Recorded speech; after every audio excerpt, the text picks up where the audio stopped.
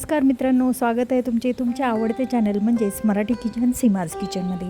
मित्रांनो, आता मराठी नवीन वर्ष येतं आहे म्हणजेच गुढीपाडवा. आणि या गुढीपाडव्यासाठी खास अशी आपण रेसिपी आणलेली आहे आणि झटपट काही मिनटातच तयार होणारी रेसिपी आहे ही. ती म्हणजे आपण शाही केसर बासुंदी बनवलेली आहे. झटपट अशी होणारी रेसिपी आहे, तुम्हालासुद्धा नक्कीच आवडेल. त्याचबरोबर याच्यापूर्वीही मी गुढीपाडवा स्पेशल थाळी अपलोड केलेल्या आहेत, त्याच्या लिंकसुद्धा मी शेअर करते, म्हणजे तुम्हाला आयडियाज येतील की आपण पाडव्याच्या सणाला कोणकोणत्या प्रकारच्या रेसिपी बनवू शकतो. तर मित्रांनो, वेळ न दवडता आपण आपल्या रेसिपीला सुरुवात करूया. आणि बासुंदी म्हणली की थोडीशी जास्त रबडीसारखी नसते, थोडीशी घट्ट पण थोडीशी खाता येईल अशी असते. तर मित्रांनो, चला आता आपण आपल्या रेसिपीकडे वळूया.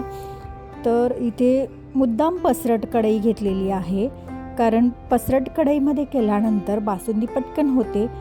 मित्रांनो, आपण इथे जे दूध वापरलेलं आहे ते वारणाचं फुल क्रीम दूध 1 लिटर वापरलेलं आहे. 1 लिटर दुधाची आपण बासुंदी बनवत आहोत. 1 लिटर दुधाची ही बासुंदी सर्वांनाच म्हणजे चौघांना अगदी पुरेशीर होते.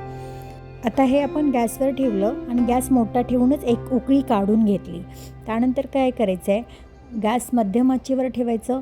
एकतर कंटिन्यूस तुम्ही हलवत राहत असाल तर गॅस मोठा ठेवून तुम्ही बासुंदी बनवलीत तरीसुद्धा चालेल, किंवा मध्यम आचेवर ठेवून अधूनमधून तुम्ही हलवत राहा, म्हणजे दूध खाली लागणारसुद्धा नाही आणि कडेने जे दूध म्हणजे उकळताना जे साईडला राहतं ते सुद्धा अगदी म्हणजे निघून जातं आणि कंटिन्यूस हलवल्याने पटकन अशी बासुंदी तयार होते. त्याचबरोबर बासुंदीला अजून पटकन असा घट्टपणा येण्यासाठी काय वापरायचं आहे ते सुद्धा मी तुम्हाला सांगेन.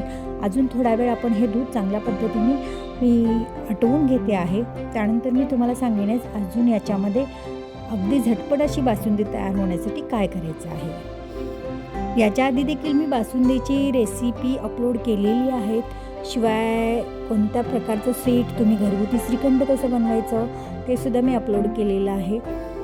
आणि पाडव्याच्या थाळ्यात तर 3 ते 4 प्रकारच्या मी माझ्या चॅनलवर आहे, त्या तुम्ही नक्की वापरू शकता.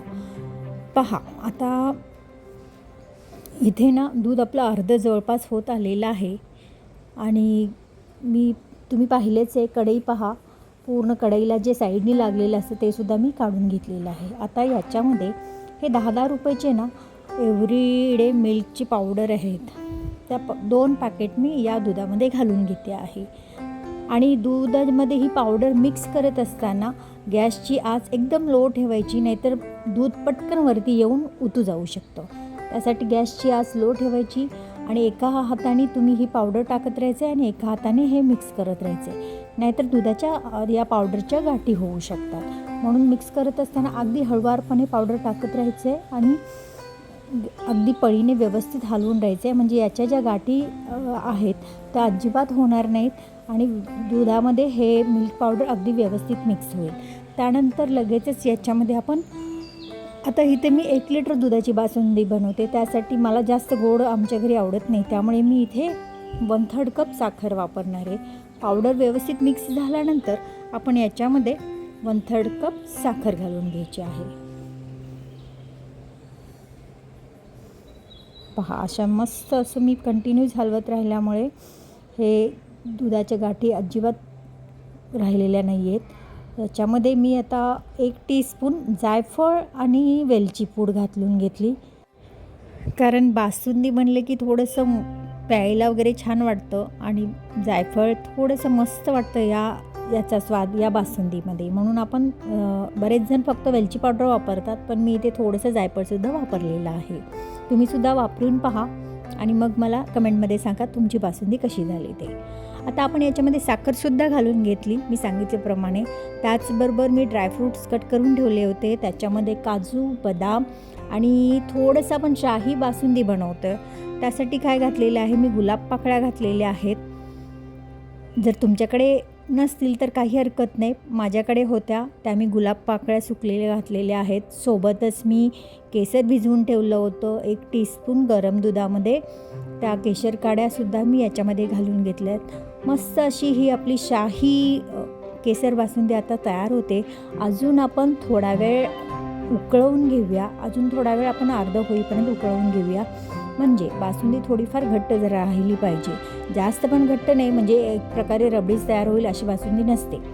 त्यासाठी अजून थोडा वेळ आपण उकळवून घेऊया तुम्हाला दाखवण्यात. त्याचबरोबर गरम असताना तुम्हाला ती एवढी जाणवणार नाही की घट्ट आहे की नाही.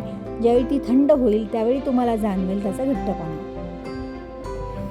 पहा मस्त, आता पहा किती घट्ट अशी ही बासुंदी झालेली आहे. अजून थंड झाल्यानंतर ती अजून थोडीशी घट्ट होणार. त्यामुळे आता मी गॅस बंद केलेला आहे. आपली बासुंदी ही रेडी झालेली आहे. दिसायला तर खूपच छान दिसते, शिवाय खाण्यासाठी सुद्धा अगदी टेस्टी आहे. यासोबत तुम्ही पुरीसुद्धा बनवू शकता. या चपाती वगैरे तुम्हाला जर बनवायची असेल तर बनवा, पण पुरीसोबत खूपच छान लागते ही बासुंदी. आता आपण ही बासुंदी सर्व करूया. तर मित्रांनो, माझी ही आयडिया तुम्हाला कशी वाटली, त्याचबरोबर पाडवा स्पेशल थाळीच पहा, तुम्हाला नक्कीच आयडियाज मिळतील स्वयंपाकाच्या. तसेच ही बासुंदी झटपट, अगदी म्हणजे अर्धा ताससुद्धा मला लागलेला नाही आहे बनवण्यासाठी. तुम्हीसुद्धा नक्की ट्राय करा या गुढीपाडव्याला. त्याचबरोबर अजून कोणत्या प्रकारे तुम्ही बासुंदी अगदी पटकन बनवू शकता त्याची कमेंटमध्ये मला नक्की सांगा. आणि जर अशा पद्धतीने तुम्ही बनवलीत तर मला सांगा की तुमची बासुंदी कशी झाली. तर मित्रांनो, आपण पुन्हा भेटूया अशाच एखाद्या मस्त झटपट रेसिपीसोबत. तोपर्यंत स्वस्त खा, मस्त राहा, नेहमीच आनंदी राहा. तुम्ही माझी रेसिपी वेळात वेळ काढून पाहिल्याबद्दल तुमचे मनापासून आभार. धन्यवाद.